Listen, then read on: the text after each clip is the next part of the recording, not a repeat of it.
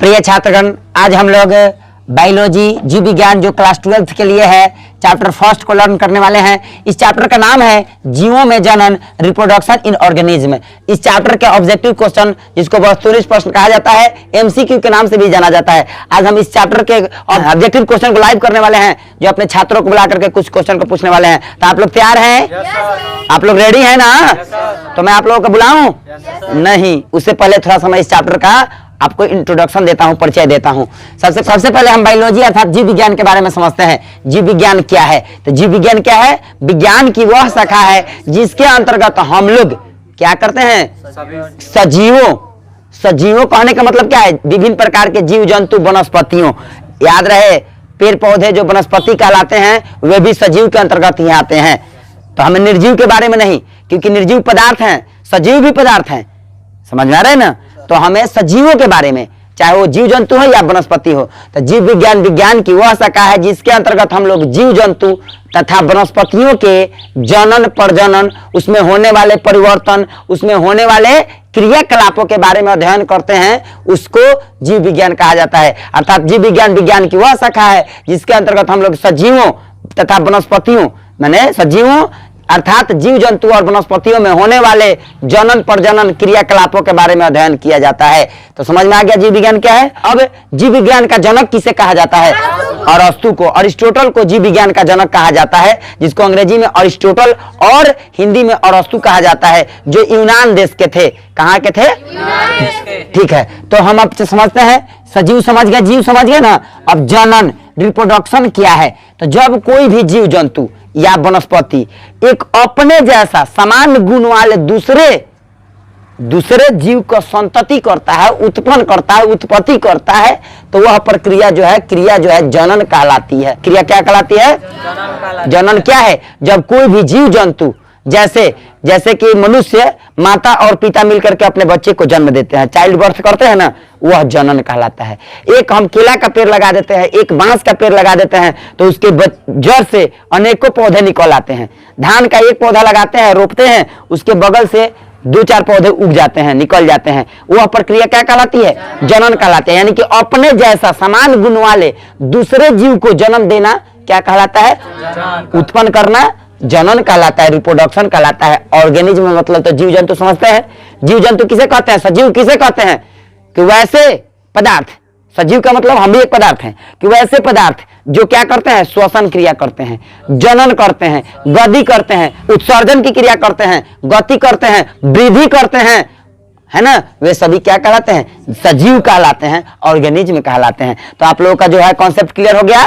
पहला चैप्टर यानी कि जीवों में जनन, रिप्रोडक्शन इन ऑर्गेनिज्म। जब कोई भी जीव जंतु या प्राणी या वनस्पति अपने समान, अपने जैसा समान गुण वाले दूसरे जीव जंतु को उत्पन्न करता है, जन्म देता है, तो अब जो क्रिया है जनन कहलाती है। तो आप लोग समझ गए होंगे। तो हम ये जानना चाहते हैं कि जनन कितने प्रकार के होते हैं। तो जनन 2 प्रकार के होते हैं। पहला जो होता है अलैंगिक जनन होता है, असेक्सुअल रिप्रोडक्शन, और दूसरा होता है लैंगिक जनन, जो सेक्सुअल रिप्रोडक्शन कहा जाता है। तो हम लिख के आप लोग को समझा देते हैं। अलैंगिक जनन, असेक्सुअल रिप्रोडक्शन, और दूसरा जो हो गया हमारा लैंगिक जनन, सेक्सुअल रिप्रोडक्शन। तो हम ये जान लेते हैं कि अलैंगिक जनन क्या होता है और लैंगिक जनन क्या होता है। तो सबसे पहले जान लीजिए अलैंगिक जनन। अलैंगिक जनन में केवल एक ही जनक होता है, उसमें माता पिता दोनों की जरूरत नहीं पड़ती है। उस जनन को अलैंगिक जनन कहा जाता है, जिसमें केवल एक ही जनक होते हैं, है ना? अलैंगिक जनन होते हैं। लेकिन लैंगिक जनन में एक नर और एक मादा, यानी कि माता और पिता दोनों की जरूरत पड़ती है, उस जनन को लैंगिक जनन कहा जाता है। लेकिन चलिए सबसे पहले हम ऑब्जेक्टिव कर लेते हैं, फिर हम सब्जेक्टिव के बारे में बात करेंगे। तो सबसे पहले आप लोगों में से कौन आएगा जो ऑब्जेक्टिव क्वेश्चन बताएगा? मैं आऊंगा सर। आइए और आगे आ जाइए। आपका क्या नाम है? रोशन कुमार से। आप बायोलॉजी पढ़ते हैं? Yes sir. तो बायोलॉजी का जनक किसे कहा जाता है? अरस्तु को। अरस्तु को। किस देश के थे? यूनान के। यूनान के। बहुत अच्छा बाबू। जनन आपको पता है ना? Yes sir. आपके पहले चैप्टर का नाम है जीवों में जनन, reproduction in organism. Yes sir. तो जनन क्या है?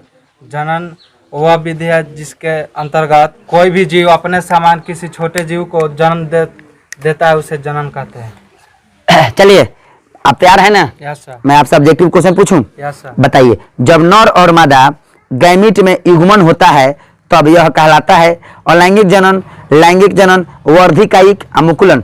अलैंगिक जनन। बहुत अच्छा, ऑप्शन क सही है। बताइए, जब संतति की उत्पत्ति एकल जनक यानी कि सिंगल पेरेंट के द्वारा होती है तब यह विधि क्या कहलाती है? लैंगिक जनन, अलैंगिक जनन, आंतरिक निषेचन और ख दोनों?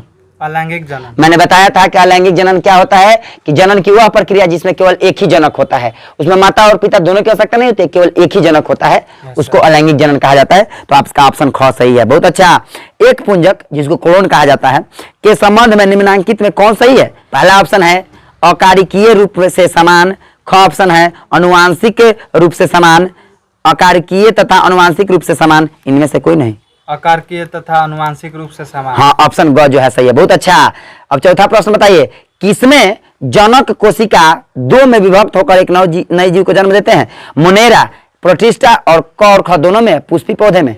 मोनेरा और प्रोटिस्टा दोनों। बहुत अच्छा। मोनेरा और प्रोटिस्टा दोनों में क्या होता है? एक जनक कोशिका जो होता है दो कोशिकाओं में विभक्त होकर के अपना जनन करता है। अब मैं पांचवा प्रश्न आपसे पूछता हूँ, बताइए द्विखंडन किसमें पाया जाता है? अमीबा में, पैरामीशियम में, जलकुंभी में, अमीबा तथा पैरामीशियम दोनों में?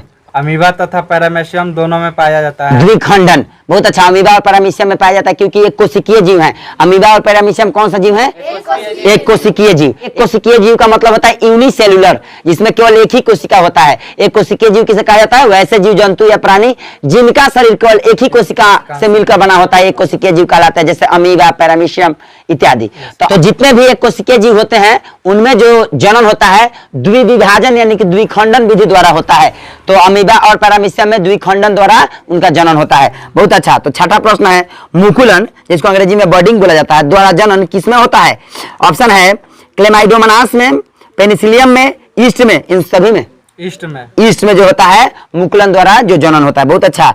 सातवां प्रश्न बताइए, जेम्युलस बनते हैं स्पंज में, हाइड्रा में, पेनिसिलियम में, ईस्ट में? स्पंज में। स्पंज में। बहुत अच्छा। इनमें कौन पुष्पी पौधों के जनन में काम नहीं आता है? ऑप्शन है कंद, भूस्तरी, प्रकंद, कोनिडिया? कोनिडिया। बहुत अच्छा। आपने 8 प्रश्न का जो जवाब है सही दिया है। 9वां प्रश्न बताइए, इनमें किसे बंगाल का आतंक कहा गया है? ऑप्शन है ब्रायोफिलम, जलकुंभी, अगेव और केला को? जलकुंभी को। जलकुंभी को बंगाल का आतंक कहा जाता है क्योंकि बंगाल में क्या होता है? जलकुंभी बहुत अधिक मात्रा में होते हैं, है ना। वहां से थोड़ा सा भी पानी बरसेगा तो जलकुंभी छा लेगा, और जलकुंभी के कारण क्या होता है? फसल बर्बाद हो जाते हैं, इसलिए बंगाल का आतंक कहा जाता है। बताइए इनमें कौन ठहरे हुए पानी में उगकर ऑक्सीजन खींच लेता है? ऑप्शन है जलकुंभी, हाइड्रीला, कमल और धान? जलकुंभी। जलकुंभी क्या करता है? आखिर बंगाल का आतंक क्यों कहा जाता है? क्योंकि जलकुंभी जल में क्या होता है? उग जाता है और जल के ऑक्सीजन को खींच लेगा, और पानी किसी भी पौधे के लिए उपयोगी नहीं होगा। जलीय पौधे उनको भी कोई फायदा नहीं होगा, इसलिए जलकुंभी जल को क्या कर देता है? ऑक्सीजन फ्री यानी कि ऑक्सीजन मुक्त कर देता है। अब चलिए मैं आपसे एक और प्रश्न पूछता हूं जो आप बताइएगा, इनमें से किसमें 12 वर्ष में सिर्फ एक बार फूल खिलते हैं? कौन ऐसा पौधा है जिसमें 12 वर्षों में केवल एक बार फूल खिलता है? ऑप्शन है सूरजमुखी, बरगद, नीला कुरेंजी, महुआ? नीला कुरेंजी। बहुत अच्छा है कि नीला कुरेंजी एक पौधा है जिसमें 12 वर्षों में फूल खिलता है। तो क्लैपिंग फॉर दिस बॉय। बहुत अच्छा, आप जाकर बैठ जाइए। प्रिय छात्रगण, आज के वीडियो में हम लोग इतना ही ऑब्जेक्टिव क्वेश्चन किए हैं। अगले वीडियो में हम इससे आगे पढ़ेंगे, और आपको यह वीडियो कैसा लगा हमें कमेंट करके जरूर बताइएगा। अगर आप इस चैनल पर नए होंगे तो हमारे इस एकलव्य गुरु चैनल को सब्सक्राइब जरूर करिएगा और बेल आइकन को दबाना नहीं भूलिएगा। धन्यवाद।